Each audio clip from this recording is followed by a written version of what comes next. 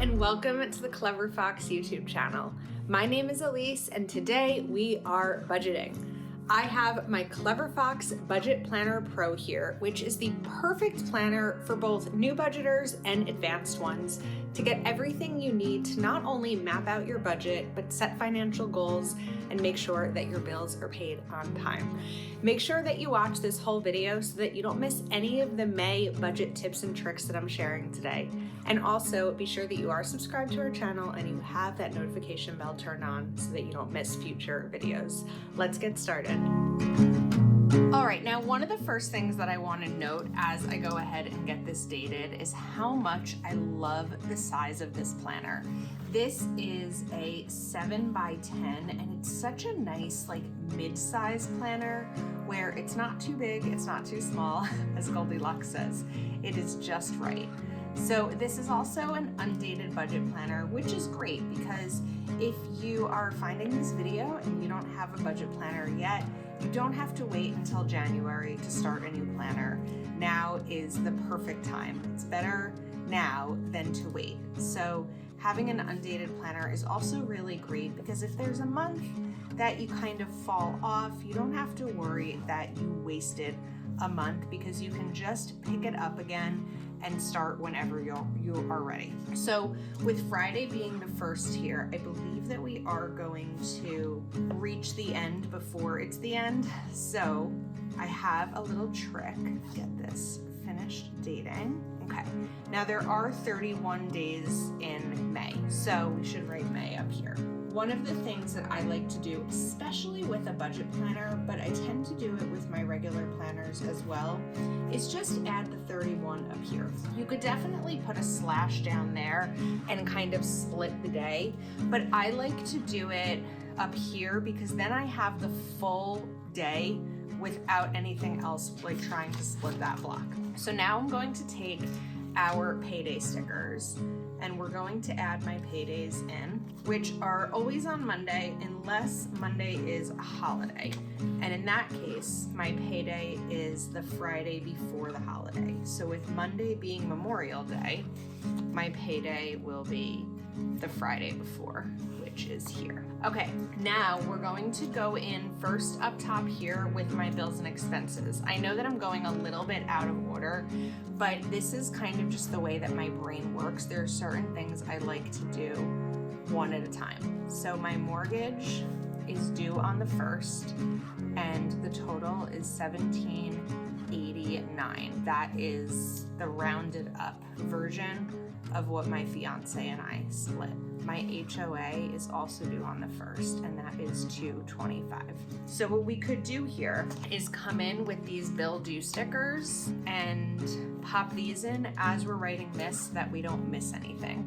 You could also kind of create a little box here if you want so that you don't forget to put it down or you don't forget to check it off once it's been paid. And then I can go ahead and check those off when they've been paid. Then I have my car lease, and that is due on the 6th, and that is for $21. So we'll take another bill due. I could even take a little car icon here.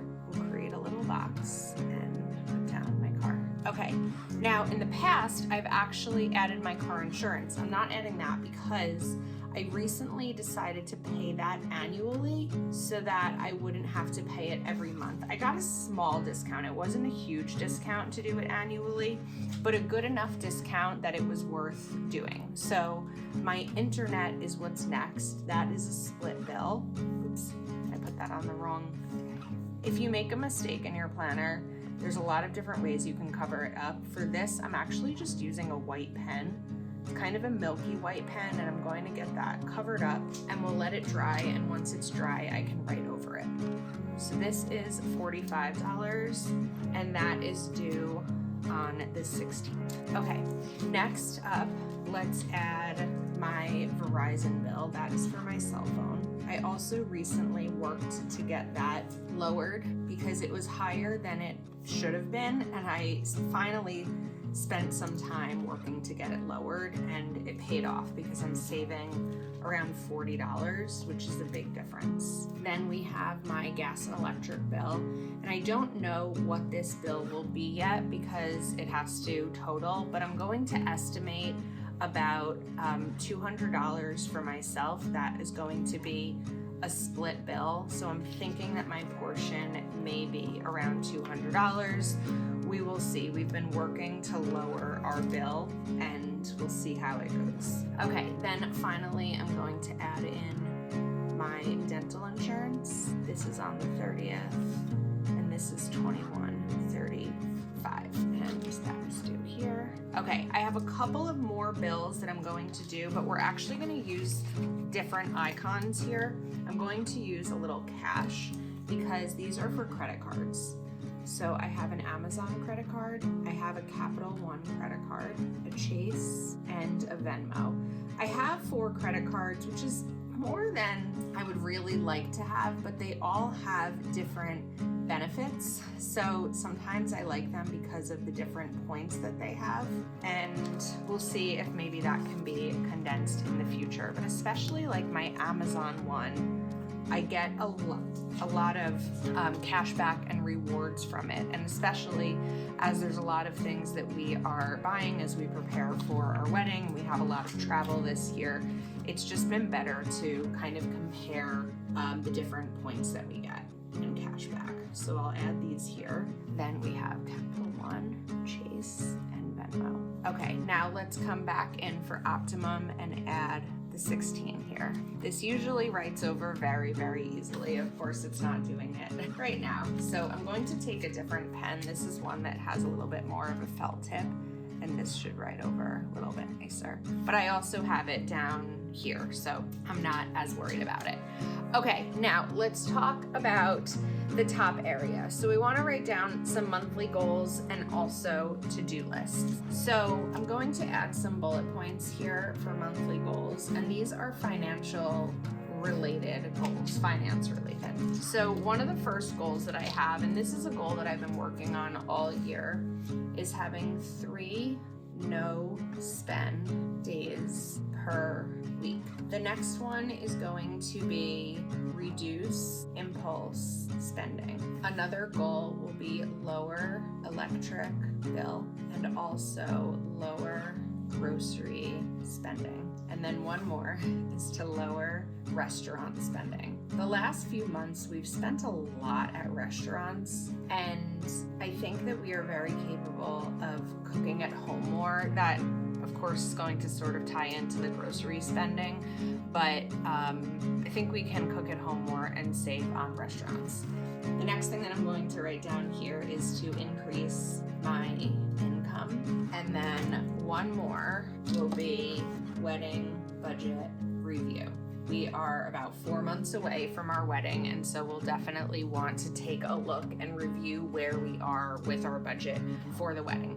Now we have the to-do list. So this is the financial to-do list, things that can actually be checked off. So one of the ones I'm going to write is meet with accountant. The next one is going to be revise auto transfers. I'm right now transferring money automatically into a savings account, and I want to revise those and bump them up a little bit more to increase my savings. We're going to do a retirement transfer as well. Okay.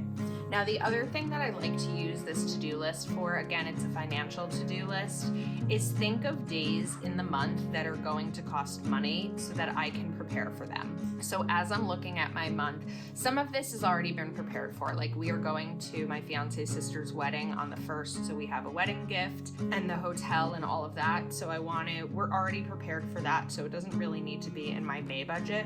But as I'm looking ahead, I'm going to create a separate line here and write down some birthdays. So we have my stepdad's birthday, also Mother's Day. The next one is another friend of mine's birthday. All of those things are going to cost some money, whether it's a card, flowers, a gift, going out to dinner. They're all going to have some sort of financial tie to them. So I'm also going to do here is just kind of add a little asterisk for those days. And then I also just remembered one more. I have my Flower Girls dance recital. her first dance recital. She's 3.5, and I'll want to get her some flowers, and I can budget for that. Okay, so those are financial to-dos, and I like to give myself room and not fill every single thing up ahead of time because things may change as the month goes on. The next thing that I'm going to do is list out my income. So I have 2 different sources of income. I'm just going to total it together, and my income for the month, we're just going to write combined, will be $62.10. Then we have savings. So one of my savings goals is 10% of my income. Actually, we are changing that because I said I want to increase it. So we're doing 12% of income, and then retirement. Right now, my saving 12% of my income is really more an emergency fund and kind of an overall savings. Sometimes I find that when you create too many savings goals at once, they can get messy and it's hard to figure out what needs to go where. So it's a little bit better for me personally to have one main area of savings. So if my income is $62.10, 12% of that is $745.20.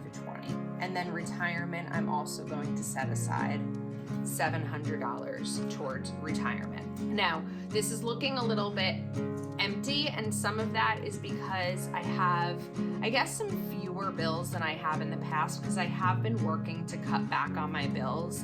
The other thing I wanted to note, because I was talking about using this for days that cost money, on Tuesdays, I have a weekly appointment that requires a copay. So that is going to be something to consider as well. So I'll write copay here. But with the size of this planner, this is now really nice and clean, and I feel like I have a lot of room to work with because I can see everything in front of me.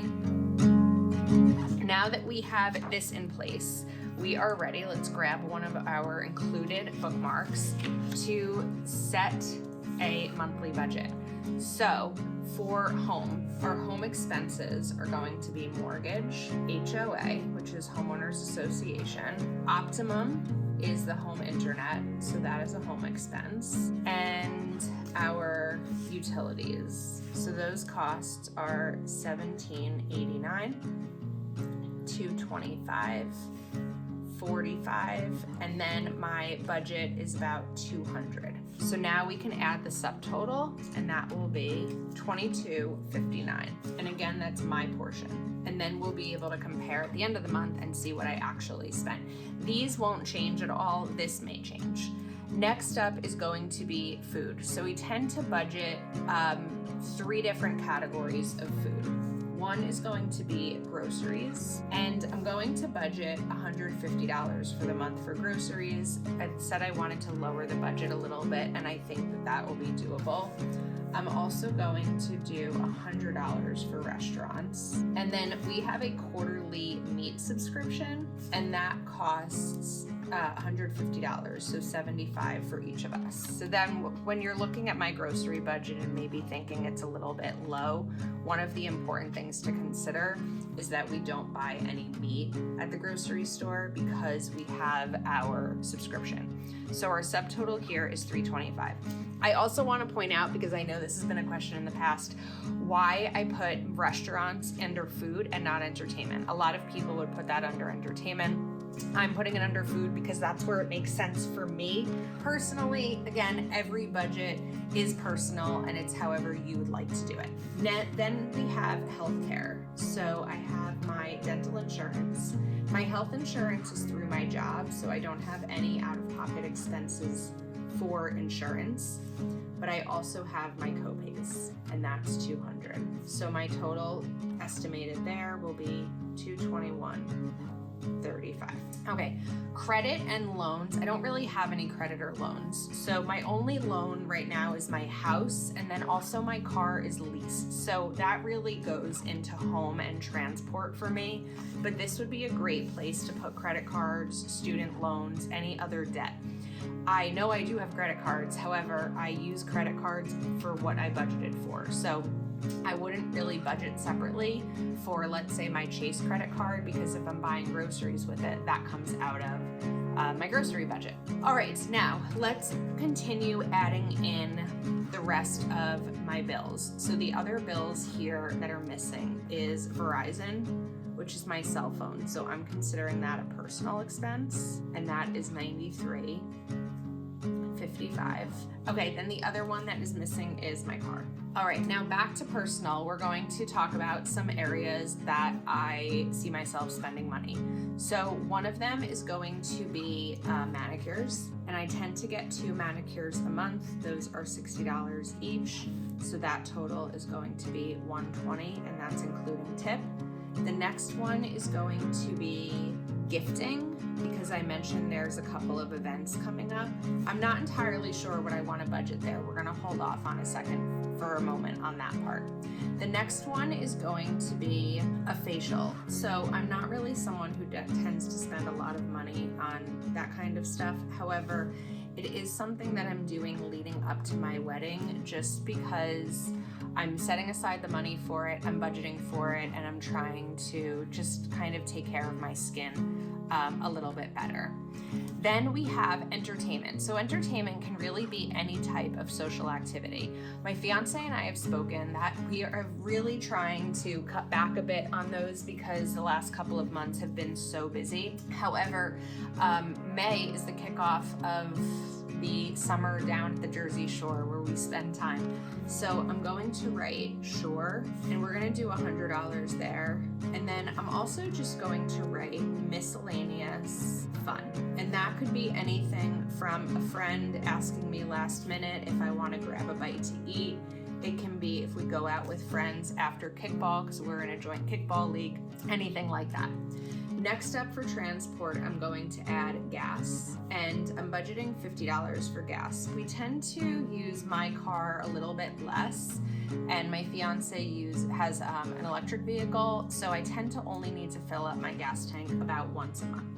So here the total is going to be $471. And then I'm not sure I really see any others right now. I feel like we've spent a lot of time the last few months like buying things for the house, doing the Costco runs, all of that kind of stuff. But other can be anything that you feel like didn't really fit into the original category. Now, what I want to do before I choose the gifting amount is I want to see where I'm at. So I'm going to take my total income, we're going to subtract my savings, we're going to subtract my retirement, and then I'm going to subtract these bills. Let's move this over so you can see it. Or these totals. So $22.59 minus $325 minus $221.35 minus $200 minus $471 minus $93.55 minus $120 minus $150, and now I'm left with $924.90, which is a really good number to be left with because it gives me a little bit of a buffer, but it also helps me prepare for the unexpected or just saving for the future. So when I was talking about gifting, I mentioned my stepdad's birthday, Mother's Day, my friend's birthday, and the dance recital. I think maybe total 200 helps me prepare for gifting properly. So we're going to subtract 200 from this. And now the total that I've budgeted is $62.10 minus $725. $62.10 minus $725. So it's going to be $54.85. And then at the end of the month, I'll be able to see how I did. So let's just add these up together as well. And our total here is $563.55. One of the reasons that I love this budget planner is because I feel like it's really foolproof. I'm really good at budgeting, but I actually struggle a lot with math. And having something set up this way is really simple and effective and helps me budget with minimal math errors. There are going to probably still be some errors because that's just how I am, but I feel like this is very clean, it's not overloaded, and it's really perfect whether you are a budgeting expert, a beginner, or somewhere in the middle. So if you have not yet created a budget for May, take this as your sign to kick that off. You can pick up this planner, this is the Budget Planner Pro, over at cleverfoxplanner.com. And please make sure you give this video a thumbs up and you are subscribed to our channel and have your notification bell turned on. Thank you so much for watching and for your support. We hope you enjoyed, and we'll see you next time.